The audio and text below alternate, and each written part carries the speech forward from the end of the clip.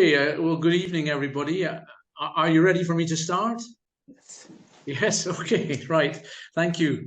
My name is David Gray. I am the principal of Brumana High School in Lebanon, which this year is celebrating its 150th anniversary, which is actually quite important in what I'm going to say because it's a symbol of its longevity and its resilience in the face of all kinds of untold horrors over the years, including the current situation which is taking place in our neighboring country of Israel and Gaza, and indeed across the southern Lebanese border.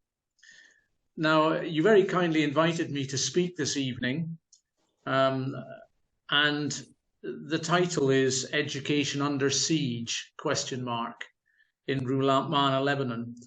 And I chose that title because I thought, being someone from the West myself and having lived through from a distance many wars in different parts of the world, that people in the West imagine that something like education would be under siege in the West Bank, where Ramallah School is, in Lebanon, because it's a neighboring country.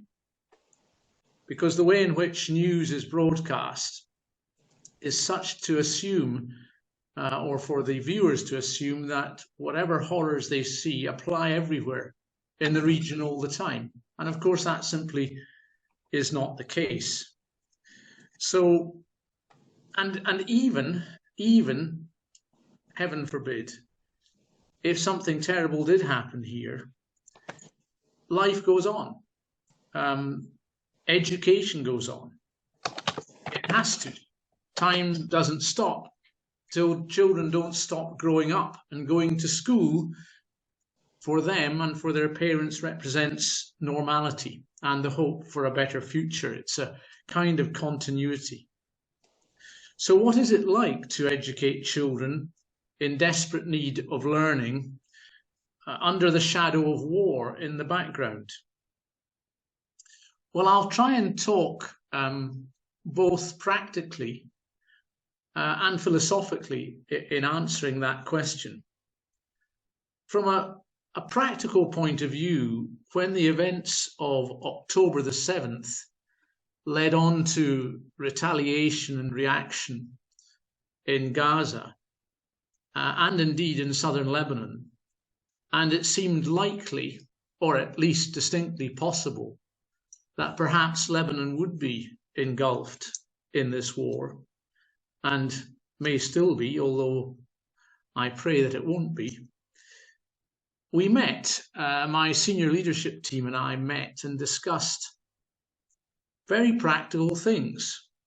We didn't for a moment think that school would stop, but we did think a little bit about what would happen if, for example, Beirut was bombarded in the middle of a school day. And we set about creating a plan as to what we would do with the children. We would stop school. We would send them home in their buses to areas which were safe. We would invite parents to come and collect their children, obviously at an earlier time than usual. We would contact parents now, which in fact we have done, whose children are normally dropped off at an education centre or with their grandparents or some other place, and tell them that we would not be doing that if there was an emergency, and that we would only drop them off at their own house or invite the parents to come and get them. And we talked about what we would do for parents who couldn't come and get their children and for whom there was no bus to a safe area.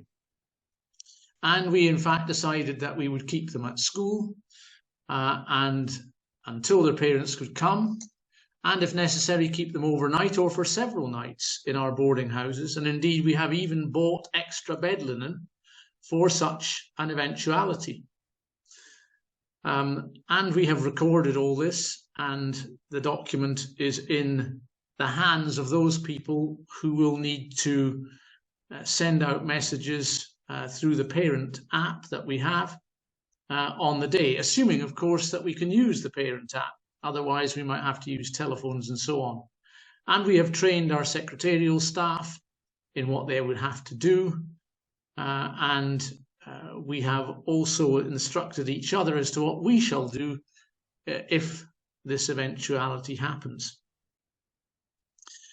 We've also talked about what would happen if, again, heaven forbid, the school was hit, which I have to say is extremely unlikely, but nevertheless, when you're living in a situation such as we're living in here, you have to think about all the eventualities just in case they happen. And there is actually one safe-ish place in the school where we could take everybody, which is underneath our theatre, where we have a sports hall which is partly underground and could house probably the entire school population properly organised.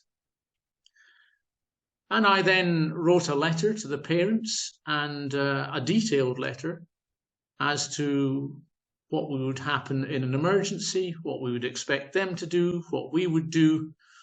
And of course, we prayed that none of this would happen.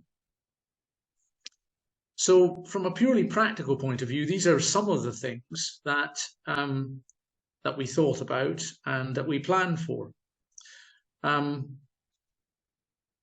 Then, of course, we talked about what would happen once the children were at home.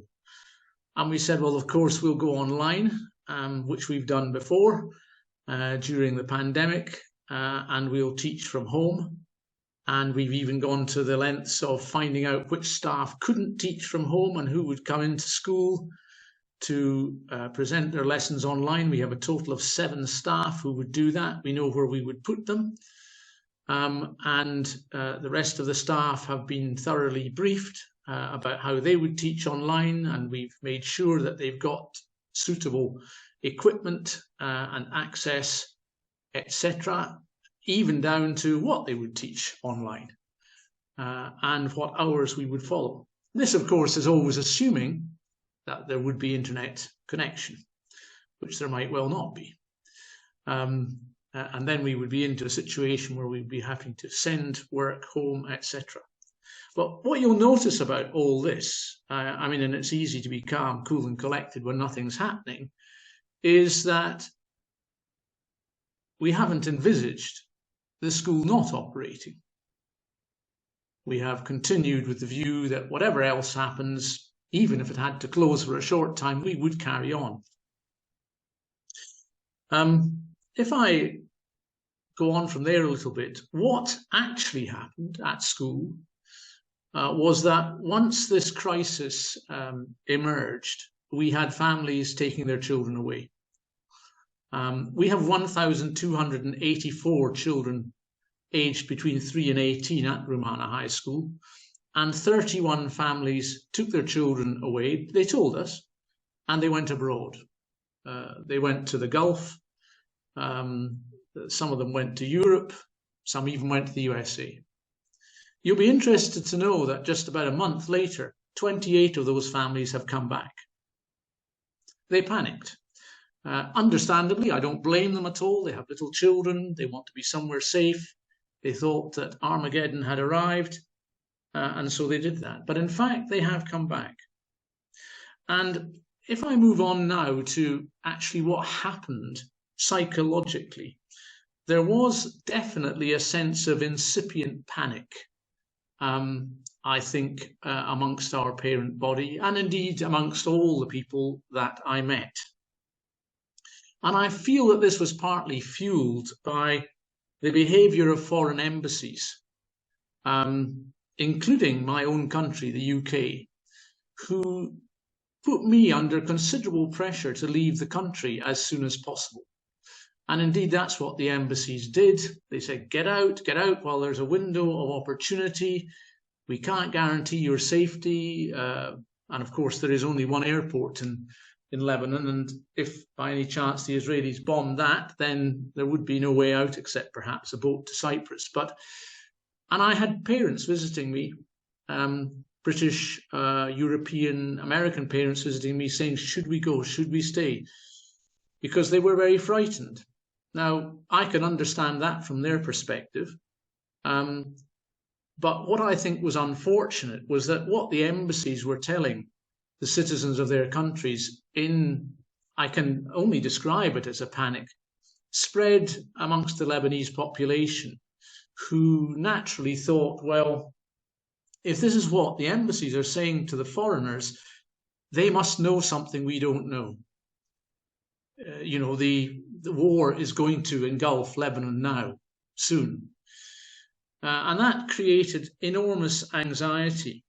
And I felt it created a sense of helplessness amongst the Lebanese people I spoke to and met, because many of those couldn't get out. They were left behind, so to speak, to face the music. And that's hard. Having said that, I also found, and this was a great surprise to me, and I know how resilient the Lebanese are, but I found the Lebanese people here remarkably philosophical and calm about the situation. And that included my own teaching staff, who would say to me, oh, it's fine, we've faced this kind of situation before. We'll just stock up with food in the house and we'll get through it. And in fact, one person I met when I was out for a run, whom I know quite well, stopped me and said, how are things? And we chatted for a minute or two. And he said, have you been through a war in Lebanon before? I said, no, not at all. And he said, don't worry about it, it's fine. And I couldn't really believe what I was hearing. It was quite remarkable.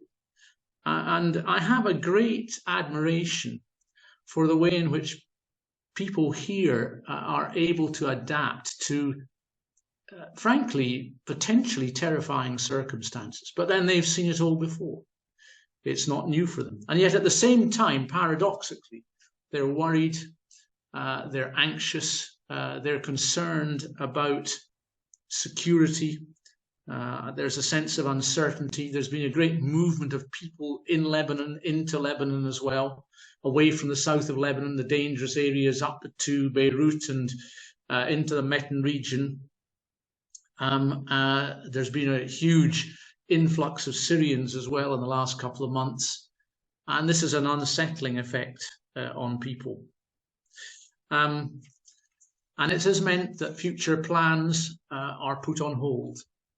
Now, you may wonder where all this is leading to, but the fact is that school goes on.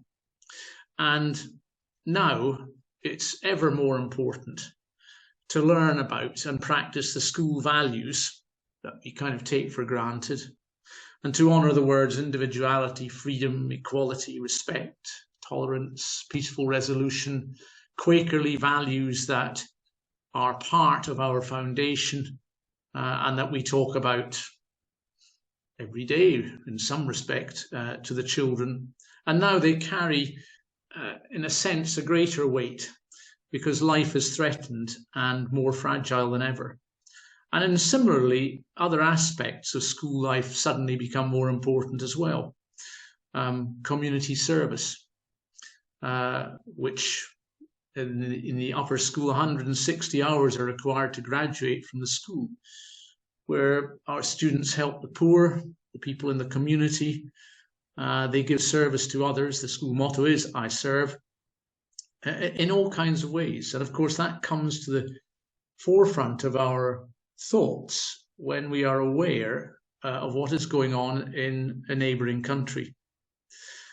Similarly, the emphasis on hard work to achieve and make the most of your education and to get to university becomes more important, because the fact that these children actually have the privilege of education is suddenly thrown into perspective when we see what's happening next door where it isn't, and also in the knowledge that perhaps it could be taken away from them. Similarly, practicing stewardship of our planet and of our surroundings is thrown into relief. Our school campus is very beautiful. It's on the side of Mount Lebanon. It's a botanical garden, a natural botanical garden, now an officially one, and it's much admired in the area for its natural qualities. And so the botanical garden has taken on a new importance too. This is God's natural world. We need to look after our environment. And indeed, we've just opened 2 outdoor spaces in the campus for study by young children. And this has been greeted with a sense of jubilation. One of them is a mathematical garden with all kinds of fascinating shapes and measurements and so on within it. And I think that's exciting. And it's exciting because the children and the staff realize that all of this is threatened, and therefore it becomes more fragile, more precious, more prominent. And it's more obvious in a crisis like this why education matters. It's a civilizing force. It's a force that liberates. It's a force that provides opportunity. And for parents to see their children going to school, to attend parents' evenings, to share with us a common interest in their children's future, becomes in worrying times a distraction for them, a meaningful focus, and normality. It happens every day. They take their children to school, they drop them off, they pick them up in the afternoon, they come in, they see the teachers, they see their children coming through home in the afternoons, their faces beaming, the excitement of what's happened during the day, and it's normal life. And that's important. And it drives worries about Lebanon possibly being engulfed in a war to the back of their minds. Things like sports fixtures, which have happened just recently in the last couple of weeks in great numbers, demonstrate teamwork, camaraderie, peaceful pastimes, working together, and provide a form of reassurance, how we sort out our differences without going to war. So school is continuity. Its qualities in these kind of circumstances are ever more important in providing normality, in providing opportunities for children for the future. I saw this happen before when the economic collapse happened here, that there was a sense that all that was left was health and education. Health to keep you alive now, and education to keep you alive in the future. It's the hope of the future that is provided by schools, stimulating intellectual curiosity amongst children, showing them the chances they have, encouraging them to do well, to use their minds, to have ideas, because they are our future. I mean, now they need us, but tomorrow we shall need them. And so what I've seen really is that school, in circumstances like this, is actually no different from any other circumstances at all. It's the same every day. We do the same things. We have the same frustrations, excitement, achievement, failure. It's a microcosm of society. But the only difference is that it's taking place with a backdrop of danger and of potential disaster.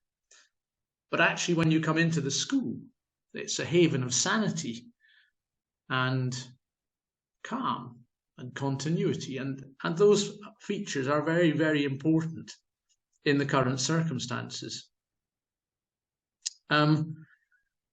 It's a kind of form of reassurance, I suppose, really, to us all. I'm sure someone will ask me, since I haven't lived through quite the situation before, well, I've been here in Lebanon for 5 years, if I've been frightened. And the answer to that is only when people have attempted to make me frightened, like the embassies, or people talking in a frenetic manner about what could happen. And it reminds me of what Roosevelt said in the Second World War. There is nothing to fear but fear itself, because fear is a very dangerous emotion and leads people to do irrational things. But actually, being here at the school with over 1,000 children and with colleagues who are calm and purposeful and simply want to educate the children and lead normal lives, I haven't felt afraid at all. And I have at no point thought about leaving the country, and nor shall I, whatever happens. There is important work to be done now, and schools are never more important than when the very fabric of society is threatened. Rumana High School, as I said, is 150 years old this year. It's survived a lot. Its longevity for not just me and my colleagues, but for parents and all scholars of the school, is reassurance that life carries on. And it's reason for us never to give up, but to cherish what we have and to nurture the young people in our care, who will grow up whatever happens, and who will have the responsibility of maybe resolving some of the issues that are newspaper headlines today. The 27th of November last week was our 150th anniversary of the foundation of the school by Theophilus Waldemar, a Swiss, encouraged by American Quakers. And one of the things we did at the Founders' Day Assembly was we invited some old scholars of the school along to talk about their memories of Brumana High School. And one lady, 92 years old,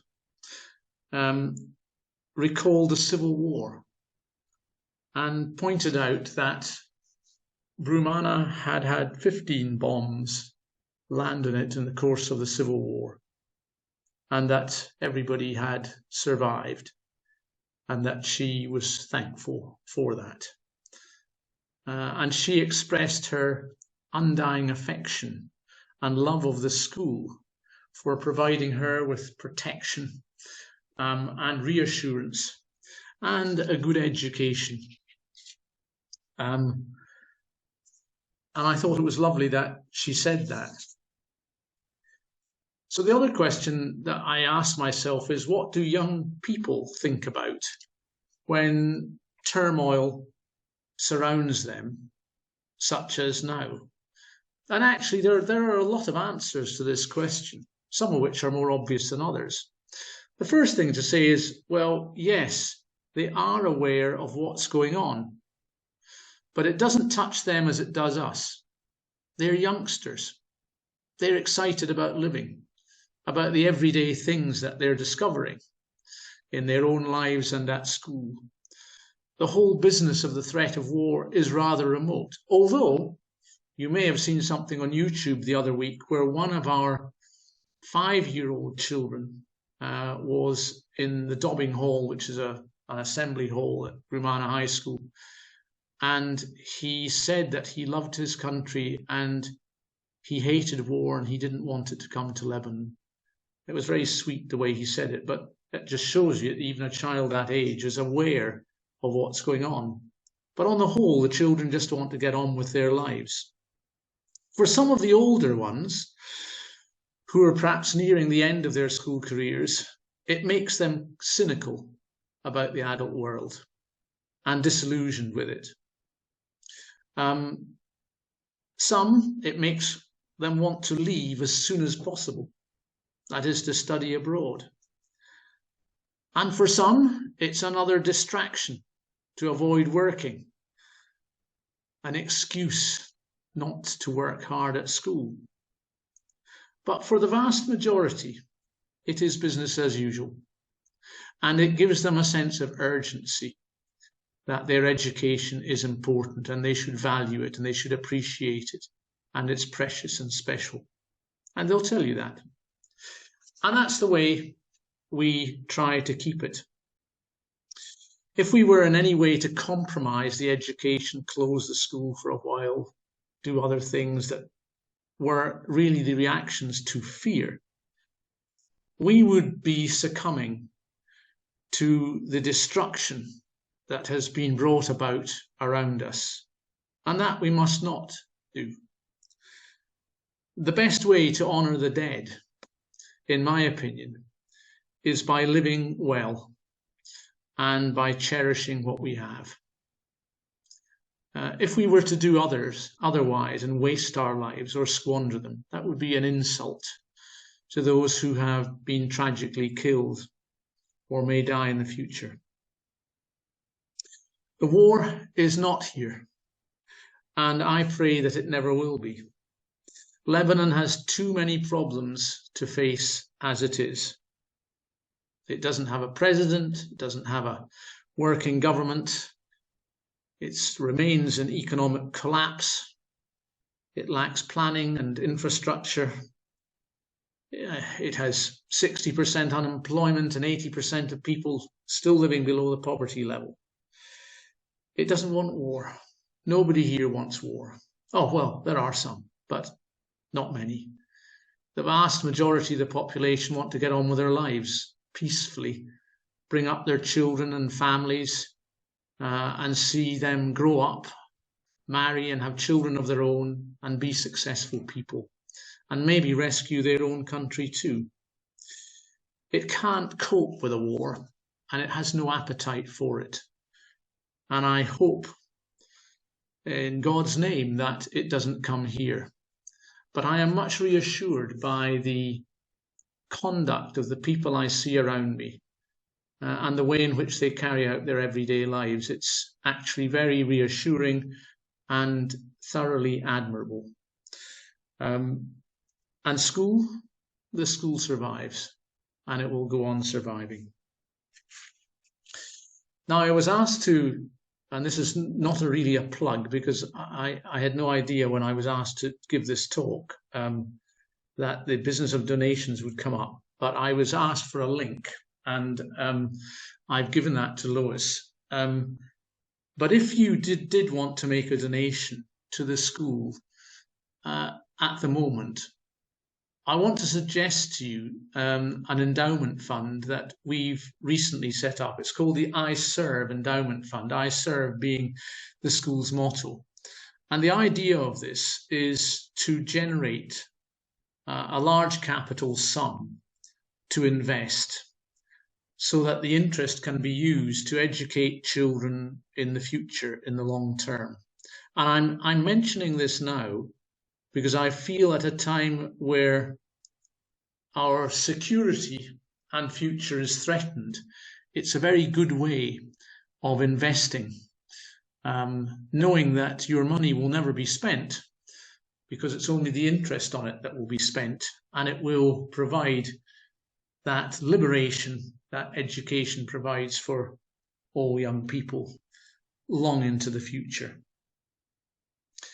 And I think that's all I want to say, but I assumed that there would be people to ask questions, and I can see quite a number of people on my screen, so I guess that some of you may have questions to ask, and I'm very happy to answer them, and I shall do so as honestly as I can.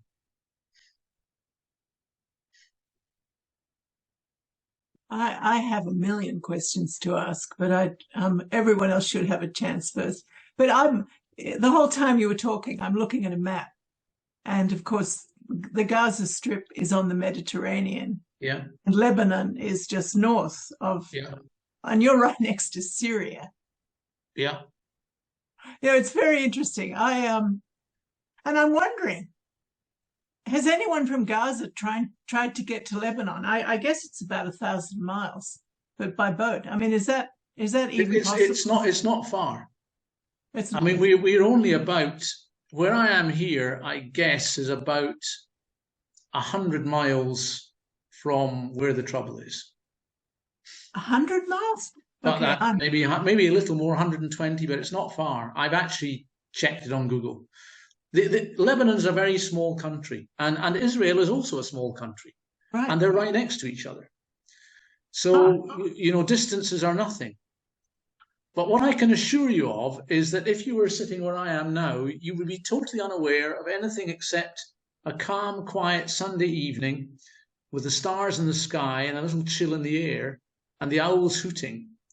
But the distance is not far away. It's not far away at all.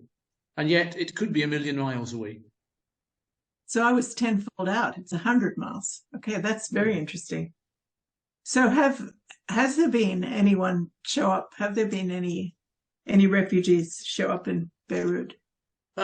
Yes, but internally. So, it is not safe to be within 20 miles, let's say, of the Israeli border at the moment. So a lot of people in southern Lebanon have migrated from there, and there have been people killed there, to Beirut and to areas like Rumaina. I mean, I can tell you now that there is nowhere you can rent in Rumaina now. Every single property is occupied. People have let out their properties for people coming in. So there is that sense that the Lebanese themselves, or some of them, have had to move.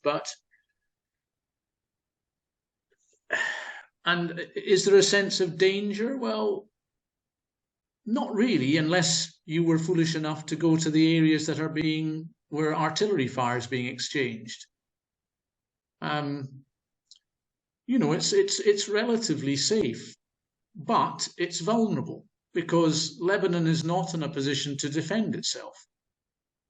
It doesn't have a military air force. I mean, if heaven forbid the Israelis decided that Hezbollah had done too much and they decided to bomb, well, there's not much that can be done about it. But as I say, people are very philosophical, and I don't think it's going to happen. It's interesting because I'm British, and my father's brother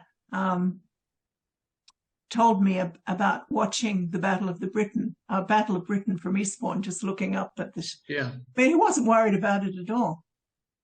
And then their cousin was in Italy and actually was killed there. So, but his diary was published, and he talked about with the British Army going through Rome and seeing all these flowers, seeing everyone working on the fields. I mean, this is the thing. War is really horrible if you're right there. But it's like we have this ability to go on, and that's what you've been describing. Well, yes, because there is no option; it has to go on. Right, absolutely. And perhaps that's one of the things that surprised me, because I come from a peaceful country, a stable country. I'm not used to this, but. And that's why I am slightly in awe of the people who live here and for whom it is their country. But I also feel for them because, foreigners here have always got the option of getting out while there is a way out. And the Lebanese do not have that option. They have to put up with it and find a way of coping with it and managing it. It's hard for them. I'm just wondering, what is the presence or view of people with respect to Hezbollah? Do they encounter these people all the time throughout Lebanon? Are they just at the border? I mean, what influence does Hezbollah have on your day-to-day life? Well, it depends where you live. And you have to remember that Hezbollah in Lebanon is a political party and is part of government here. They control the finance and education ministries. Well, not Hezbollah, but the Shia Muslims do. And yes, it is an armed militia, but it is part of day-to-day life. And if you went through Lebanon, you would find there are lots of people who support them, and there are lots of people who definitely do not support them.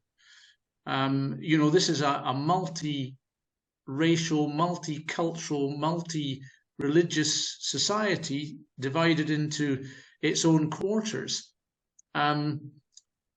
I think all that I can say at the moment, and I mean, Tony Manasseh could answer you better than I can. I don't know if he's left the meeting or not, but I would just say that there is a general feeling in the country that people don't want war. They're exhausted. I mean, there's so much has gone wrong in this country in the last 5 years. The last thing people need is destruction.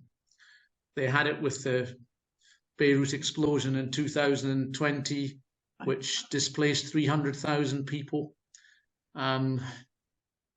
They've been reduced to terrible poverty and humiliation by the economic collapse. They've no government to lead them. I mean, so this is just another thing that they don't need.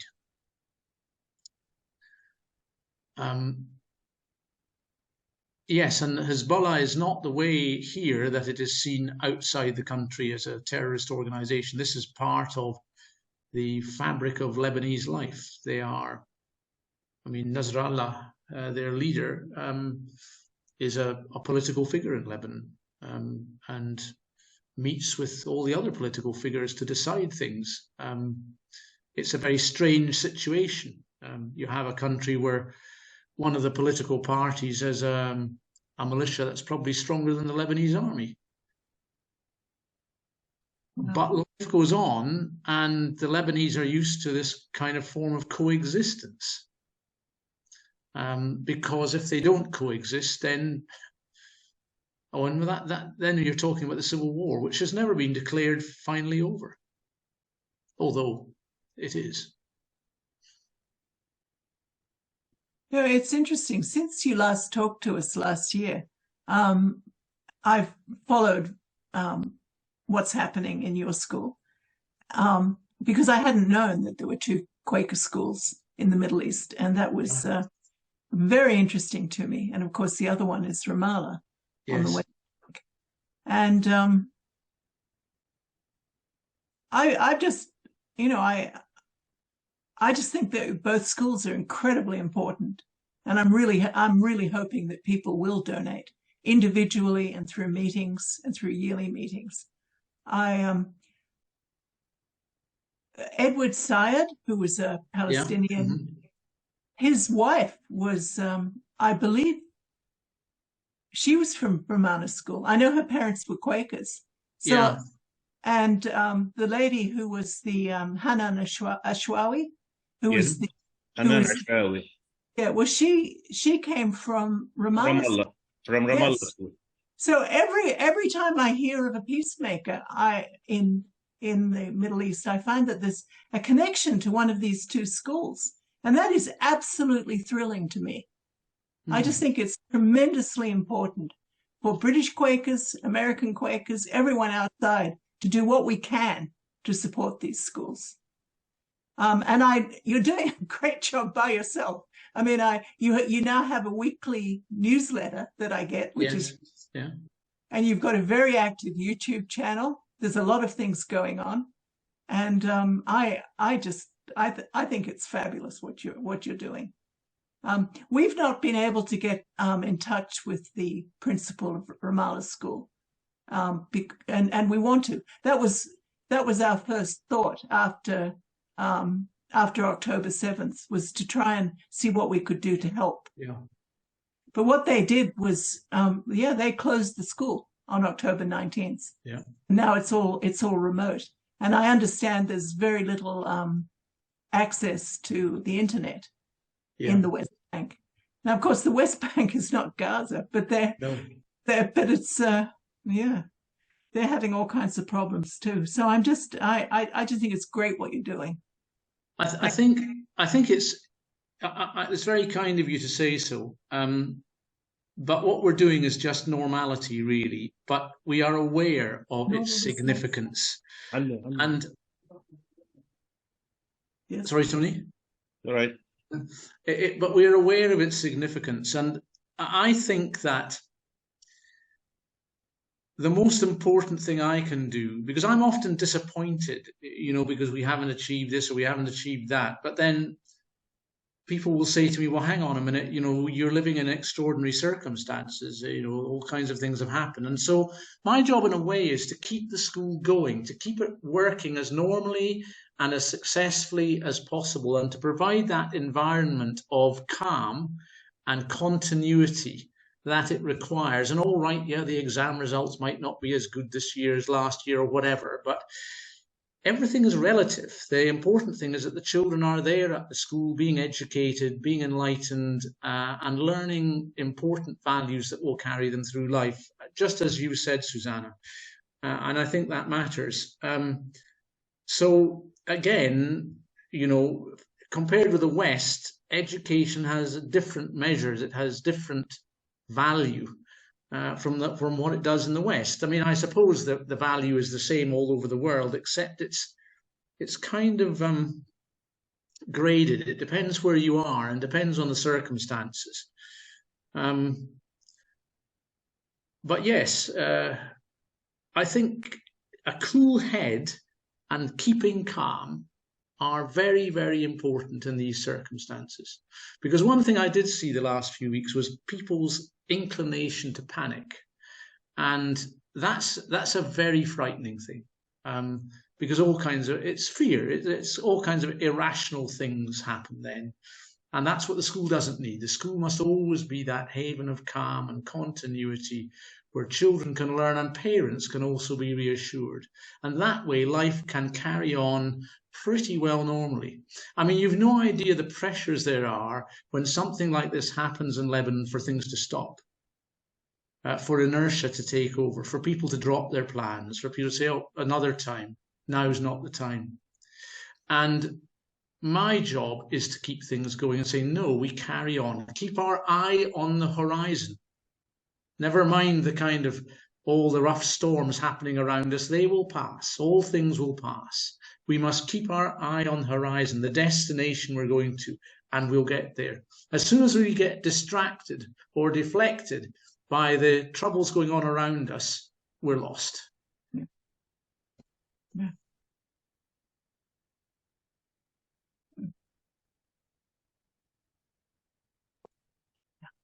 I don't always feel quite as philosophical and calm about this as I was saying now, by the way. I do have my moments of terror, but I'm human, But at least to the parents and the children and so on, I have to be that calm figure. That's what they need from me. Do you have daily meeting for worship with the students? No, we don't actually, and that's a very good question. Although Rumana is a Quaker school and we have Quakerly values, Lebanon is a deeply divided country, and the Civil War was all about those deep religious and social divisions. And therefore, we don't practice religion at school. We do have, when we have assemblies, we always have a minute's silence in the meeting house, sometimes 2 minutes silence, in respect of Quaker custom and tradition. And we do articulate and practice the Quaker values in all kinds of ways. The Botanical Garden is an example of that, actually. Stewardship of our world and love of our environment. But we don't teach religion and we don't teach politics. And the result of that is that we are able to welcome in people of all faiths and of none. And it's one of the very few schools in Lebanon that's able to do that. And so if you talk to children here, they'll talk about free speech and we're allowed to think what we like here and say what we think, providing, of course, they respect other people's views. Now, children are children. They fall out about all kinds of things. But in my time here, I have never heard them fall out about religion. I've never seen issues to do with Shia or Sunni Muslims or Muslims and Christians or anything like that at all.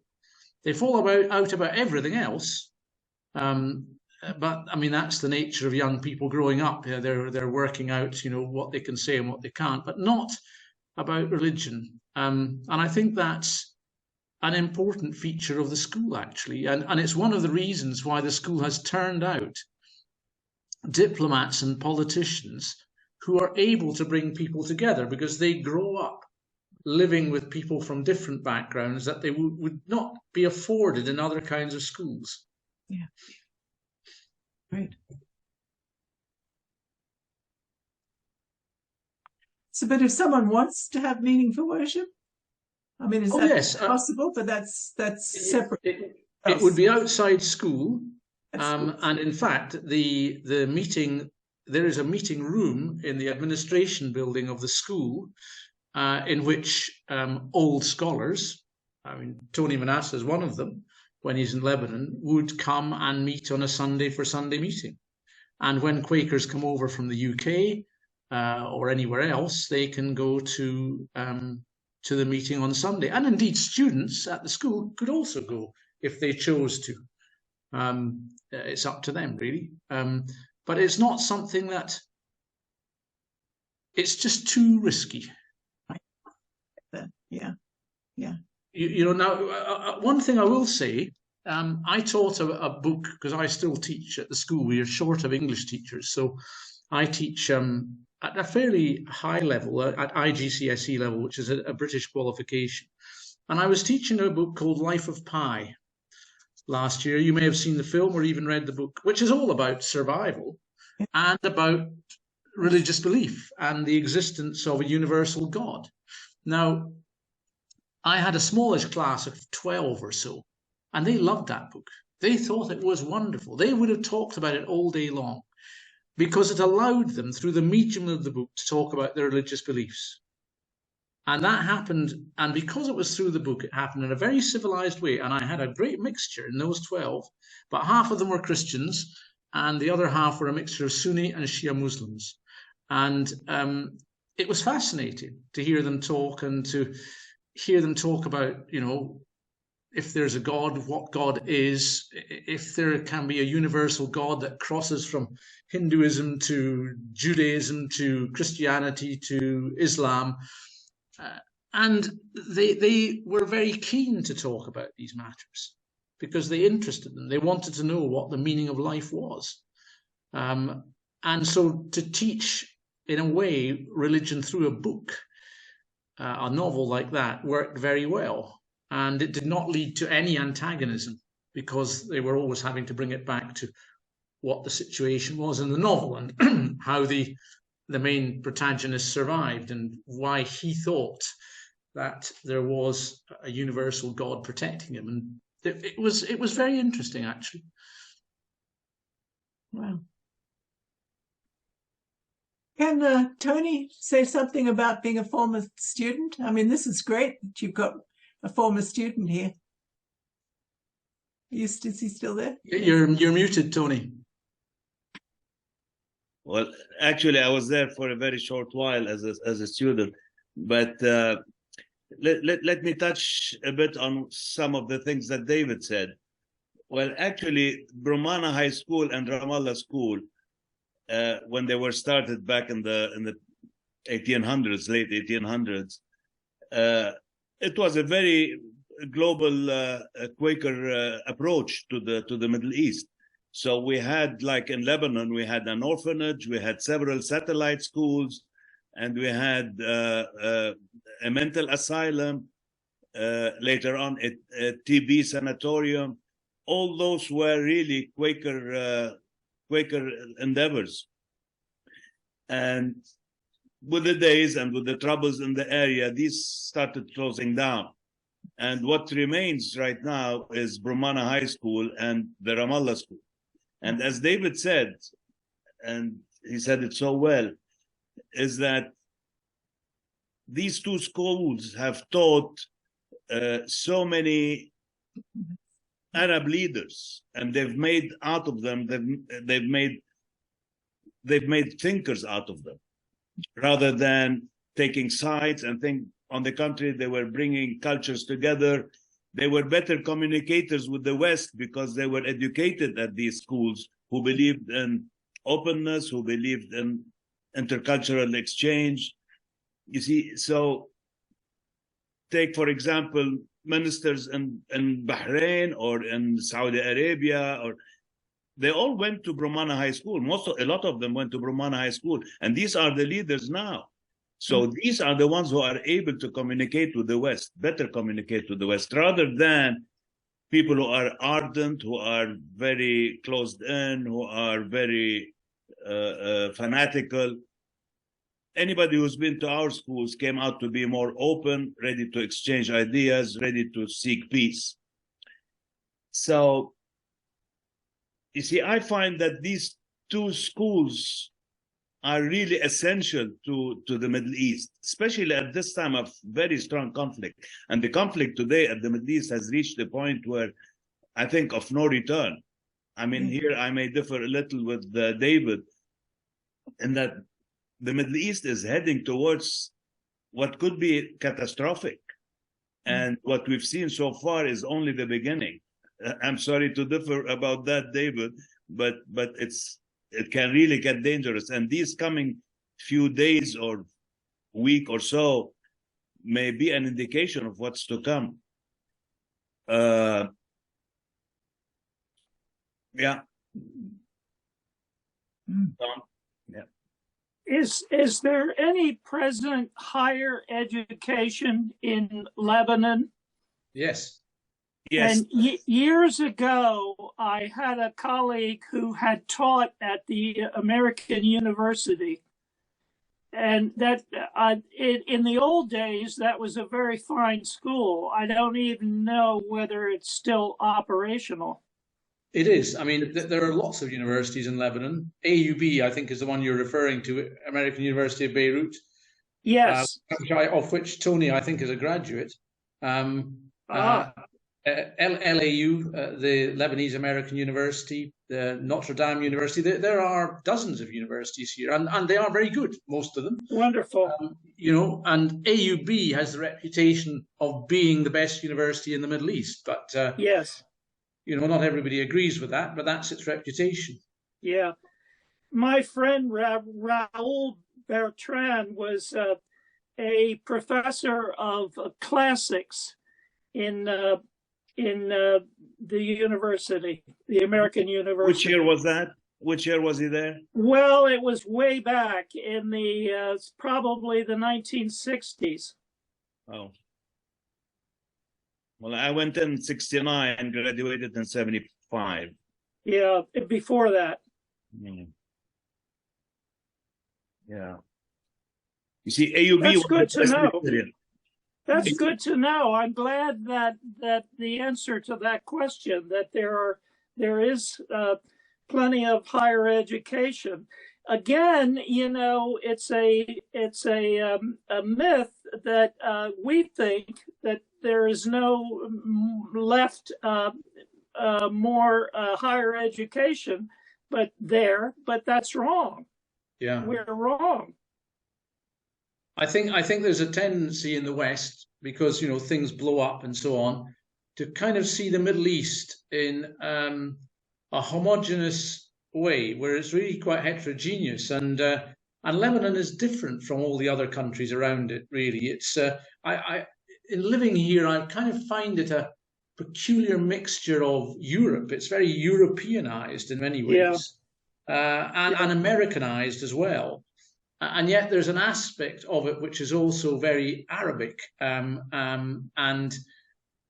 like its neighbors, like Syria, but it's unique. And education has always been important here, it proliferates with schools and universities. People realize in a fragile place like this how important it is. It's a kind of portable passport to success in life, that if you're educated, you're civilized, but you're successful too. And people value it very highly. I mean, it's interesting that of those 31 families that left the school a few weeks ago, 28 have come back. Education is just too important to be missing out on. And if they think that, Armageddon is 5 minutes away rather than 30 seconds away, they'll come back for it. and therefore it is much more highly valued, in my experience, than in other countries I've lived in, including my own. Indeed, in England, it's regarded as something of a luxury, really. Yeah. Well, my friend thought that Beirut in the 1960s was an ideal place to live, one of the best cities to live in the world. And, you know, he was a highly educated man, and he was very happy for his 15 years teaching there and living there in Beirut. You see, Beirut was the center of education, of healthcare, of a banking center, a hub. And, you know, even now with all of the misery around, it's still to a certain extent a refuge for many neighboring Arab states to come and seek education in Lebanon or medical treatments. Of course, our banks are shut and the money is gone. But, you know, Lebanon has survived World War I, World War II, several interreligious conflicts, you know, the 1948 exodus of Palestinians out of Palestine, Israel at that time. So Lebanon is a melting pot of all these cultures and events. And it's where Europe met the Middle East. That's the asset that Lebanon gathered over the years. I mean, it's probably fair to say as well, I was going to mention this earlier, that there are, of course, many Palestinians in Lebanon, thousands of Palestinian refugees. And we have a small number of Palestinians at the school as well. Because they spilled over, as Tony said, after the Nakba in 1948 into Lebanon. And indeed were here in large numbers, I think, immediately before the Civil War too. So yeah, I mean, it is a great mixture of peoples, but this constant moving in and out does unsettle people. And certainly recently, in the last couple of months, there's been a lot of movement of people in the country, and I mean that would unsettle people in any country in the world, but particularly perhaps here because it's very fluid. Wow. And Syrian refugees too. Yeah, there are over 1 million Syrian refugees in the country, which is about getting on for 20 to 30% of the population, but there are a lot more have come in recently. For various reasons. I mean, I think it's fair to say that there's not a lot of love lost between the Syrians and the Lebanese. You know, the Syrians too have attacked Lebanon, I think, in the 1990s. And I have certainly occasionally had problems at school. We have lots of Syrians at school. Sorting out differences. Now, these are not religious differences, these are national differences between Syrian and Lebanese children because of the kind of prejudices they bring from their homes. So yeah, that's not an easy one at all. And I could talk to you a great deal more about this, but I'm not going to. You really have taken on quite a job. It sounds to me like you have to be an economist, you have to be a general. I mean, when you're sorting things out, as well as teaching and running the school together. I imagine you have a lot more things you have to do. Yes, as a principal here than you were in Britain. Yes. Yeah, that's very true. I have to be much more hands-on, but that's simply because of the circumstances. And that the country has lost 7,200 teachers in the last 3 years. And it's very hard to employ people and appoint people. And yes, I do have to get involved in a lot. I mean, in many ways, it's the hardest job I've ever done in my life. But it's also the most rewarding. And I have learned a huge amount about education, schools, people, sensibilities, all kinds of things, really. I had no idea really when I came here what I was letting myself in for. But then that's just as well, because I probably wouldn't have come.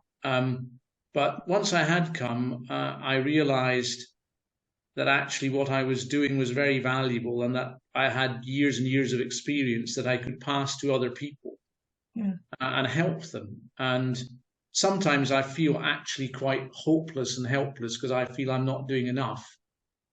But I suppose on balance, I am making a contribution that I feel is valuable. I didn't feel that it wasn't valuable what I did in my own country, but it's on a different scale here. And yes, I mean, I've learned more in the last 5 years than I learned in the previous 20, without any question. Yeah. Yeah, I bet. Gosh. Question. It was spoken. It was just spoken of leaders, of people who are coming out of Quaker schools that are becoming leaders and who are able to have strong intercultural dialogue. How does the Quaker, if you could clarify, how does the school, how does the Quaker spirituality and the values process the different, not religious values and opinions, but the political? It's going to be, to some extent, a hotbed of political views that have to come in with the students and parents. Are there intercultural or even political ways to that the school processes these differences of ideas, which have to exist? How does it deal with that? Okay, well, I think I'll answer that in several ways. First of all, as I said at the start, we don't teach religion and we don't teach politics. So at least officially, we don't discuss these matters, although they will come up in class through texts that we teach or material that we teach in subjects like economics or business studies or English literature. They will arise, and there is then open discussion. And the important thing here is that we don't take sides, that we have objective discussions, and we can do so because it's always through a third party. In other words, the material we're studying. So people they may be expressing their own views, but they're expressing their views through an economic theory or through Life of Pi or whatever it happens to be. And that provides a kind of parameters for discussion, which are seen to be of an intellectual nature and protected by the parameters of critical analysis that one would be carrying out through studying the subject. But I think there are other ways that this is confronted as well. And the most important way is through our biggest extracurricular activity, which is the Model United Nations Programme.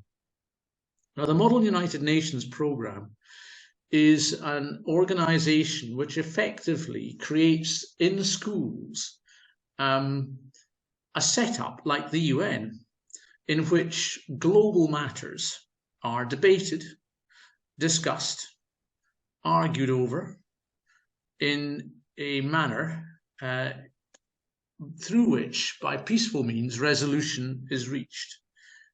The trainers are teachers, but the people who manage and direct the MUN program are senior students. And they engage in debates and conferences, as they're called, throughout the school year in different places, sometimes at universities, sometimes at schools. We here this year had our 150th anniversary Model United Nations Conference, and we had about 200 delegates at it.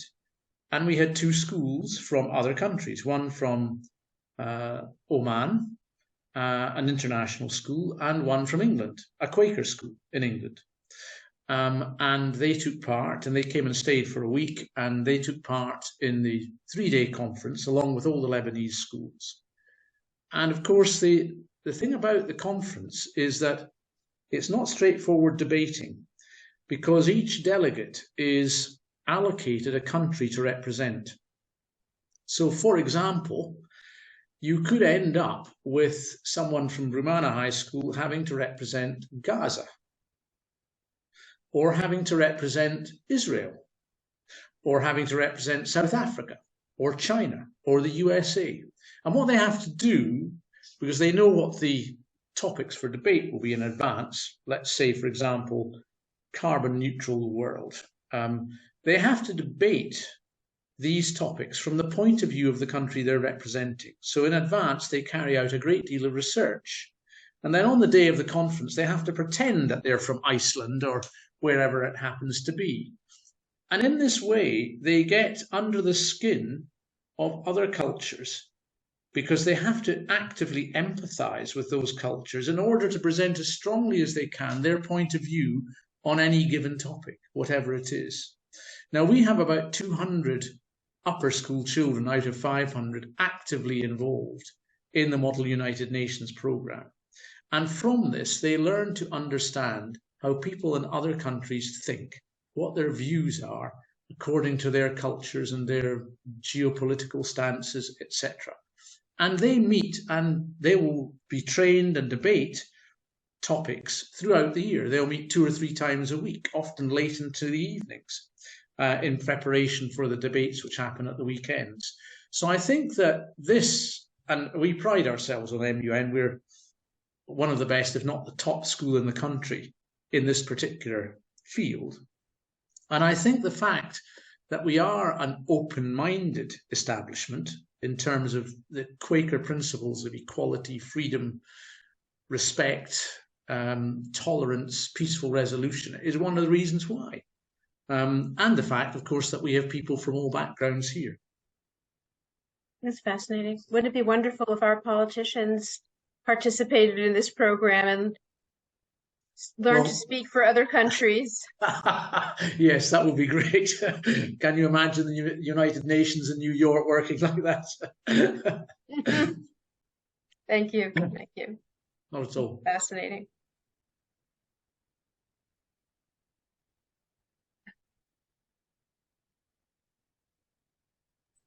Anyone else going to speak?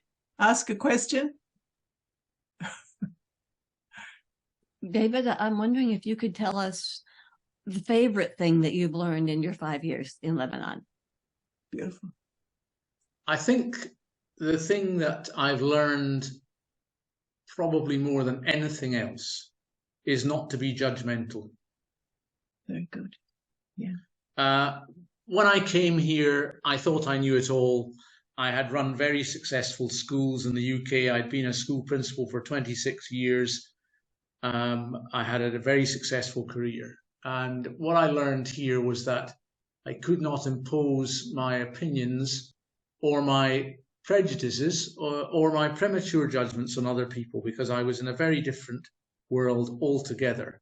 And you never knew who you were talking to or what they'd experienced. And I went through a kind of process where I had to strip back all my understanding and look at people on the level again and not blame people, not judge them. Many of the people I met had gone through experiences I couldn't even imagine, and therefore there were always reasons why people did what they did, and although I might not agree with them, one had to empathize. Beautiful. Thank you. Unless there are more questions, I'd like to end the recording. So if you have a question, please do so now. And if you think of a question later, please feel free to email me. My email address is david.gray, Gray, at bhs.edu.lb.